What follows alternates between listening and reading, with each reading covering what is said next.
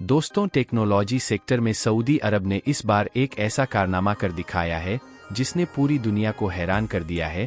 आपने आमतौर पर जमीन के ऊपर बहते हुए नेचुरल रिसोर्सेस ऑफ वाटर देखे होंगे, लेकिन सऊदी अरब रेगिस्तान में एक और मेगा प्रोजेक्ट बनाने वाला है, जिसके तहत वो अंडरग्राउंड पाइप्स के जरिए दुनिया की सबसे लंबी नदी यानी कि नील नदी से भी लंबी नदी बनाएगा। लेकिन सवाल है कि आखिर कैसे कैसे सऊदी अरब इतना बड़ा कारनामा करने वाला है, और एक अंडरग्राउंड पाइपलाइन वाली रिवर बनाने के लिए सऊदी अरब कौन कौन सा टेक्नोलॉजी इस्तेमाल करेगा और किस तरह से आर्टिफिशियल रिवर सऊदी अरब के रूपरेखा बदलने वाला है। यह सब जानने के लिए वीडियो को पूरा देखिएगा दोस्तों। भले ही हमारी अर्थ का 71 पर एरिया वाटर कवर्ड हो, लेकिन आज भी दुनिया में कई देश ऐसे हैं जिनकी किस्मत में पानी की एक एक बूंद के लिए मोहताज होना लिखा हुआ है।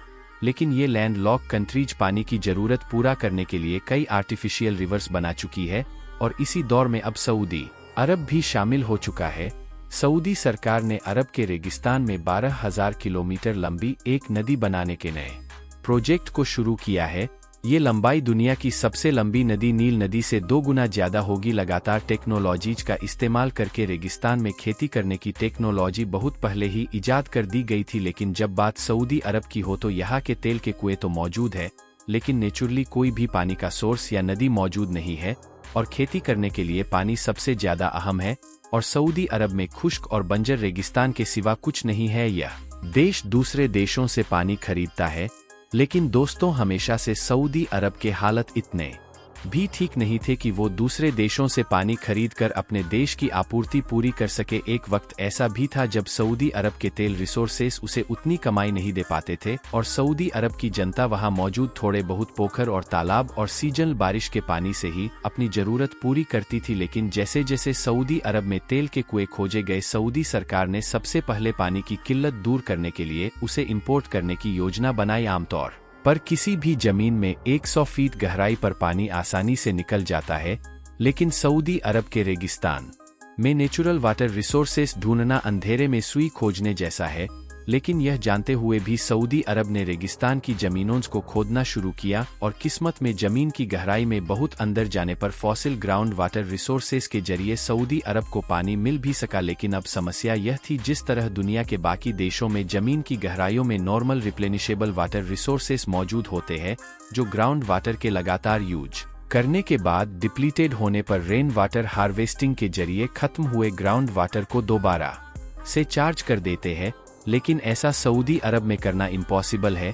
सऊदी अरब के बंजार रेगिस्तान के नीचे वाटर रिप्लेस करने का और उसे चार्ज करने का कोई भी तरीका नहीं है।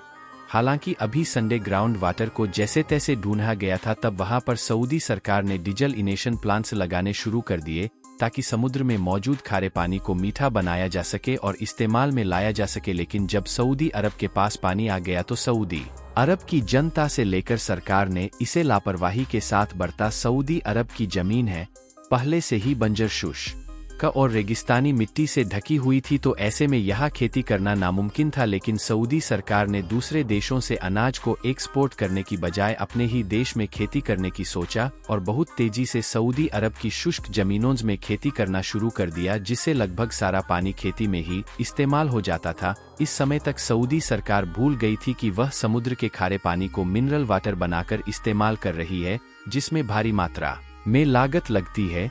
जब देश की जनता को टैक्स फ्री पानी मिलने लगा तो जनता ने पानी का इस्तेमाल खेतीबाड़ी और इंडस्ट्रीज में ताबड़तोड़ तरीके से शुरू किया, और कुछ एक वक्त में ग्राउंड फॉसिल का वाटर रिसोर्स खत्म हो गया। अब सरकार को डीजल मिशन पर भर भर कर नोट खर्च करने की नौबत आ गई, तो सऊदी शेखों ने पानी की सब्सिडी को ही खत्म कर दिया, और पानी के दाम तेल से भी ज्यादा महंगे हो गए। हालांकि अब भी सऊदी अरब में रेजिडेंशियल डोमेस्टिक यूज के लिए लोगों को सस्ता पानी और एग्रीकल्चर और इंडस्ट्रीज के लिए महंगा पानी मिल रहा था, तो ऐसे में सऊदी अरब में पानी कंजर्वेशन मॉडल को शुरू किया गया। अब तक की जो खेती में अंधाधुंध पानी बहाया जा रहा था, अब वही ड्रिप इरिगेशन सिस्टम शुरू किया गया, और फसलों की जड़ों के पास बूंद बूंद तुर्की फसलों को उगाना और खेती करना शुरू किया। ऐसा करके सऊदी अरब में काफी पानी बचा लिया, लेकिन अब भी पानी की कमी पूरी नहीं हो पा रही थी, तो सरकार ने एक और बड़ा कदम उठाया और गेहूं की खेती को बंद कर दिया। क्योंकि गेहूं दूसरी फसलों से ज्यादा पानी लेता था, इसलिए सरकार ने गेहूं को दूसरे देशों से इम्पोर्ट करने का फैसला किया।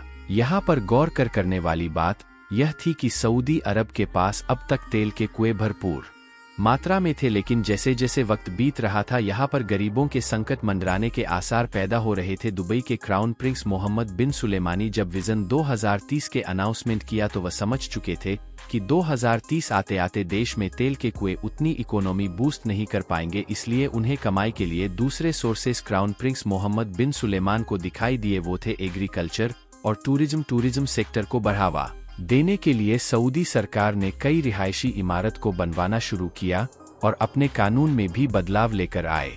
लेकिन एग्रीकल्चर के लिए सऊदी अरब को पानी की जरूरत थी, जो कि सऊदी अरब की जमीनों में मौजूद ही नहीं था। आप सरकार पानी के लिए एक बहुत ही इनोवेटिव तरीका खोज और सऊदी सरकार ने एड्स यानी कि सेलाइन वाटर कन्वर्सेशन कॉरपोरेशन शुरू किया और इस तरह डिजिटल नेशन के जरिए सऊदी अरब वर्ल्ड का largest producer of fresh water बन गया। अर्थ पर मौजूद 70 पर खारे पानी का 18 पर फ्रेश वाटर कन्वर्सेशन सऊदी अरब ही करता है।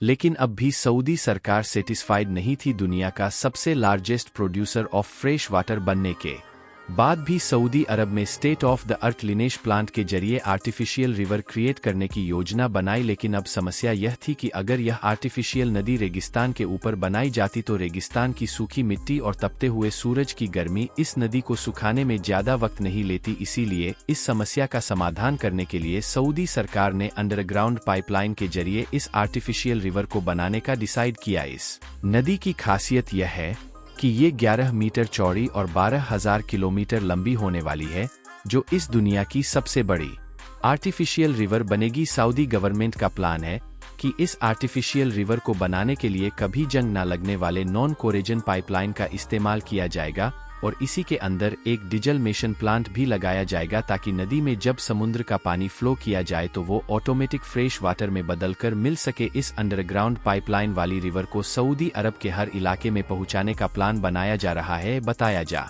रहा है कि ये नदी 9 लाख क्यूबिक मीटर से ज्यादा फिल्टर वाटर हर रोज सऊदी की जनता को प्रोवाइड करेगी। साथ ही इस मेगा प्रोजेक्ट के जरिए सऊदी अरब का प्लान अपने बंजर खेती के मैदानों को हरी भरी धरती में बदलने का भी है।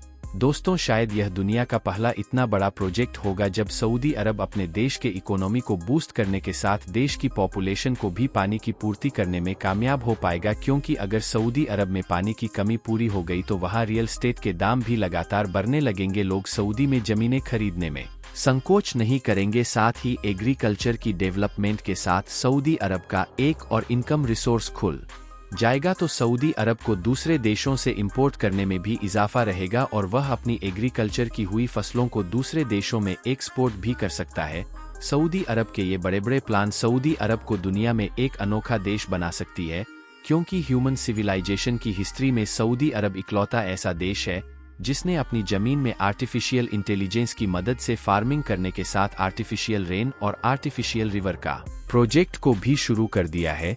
सऊदी अरब में एडवांस टेक्नोलॉजी की हेल्प से सऊदी अरब के रेगिस्तान के ऊपर मिट्टी बिठाने का काम किया। तपती गर्मी में आर्टिफिशियल विंटर्स, आर्टिफिशियल रेन सहित आर्टिफिशियल रिवर के प्रोजेक्ट्स को भी पूरा किया और आज सऊदी अरब और उसके जनता आराम से जिंदगी की गुजर बसर कर रहे हैं और सऊदी अरब दुनिया के विकसित देशों की दौड़ में सबसे आगे है। दोस्तों, सऊदी अरब का यह मेगा प्रोजेक्ट सऊदी की जनता की जिंदगी में एक बड़ा बदलाव लेने वाला है।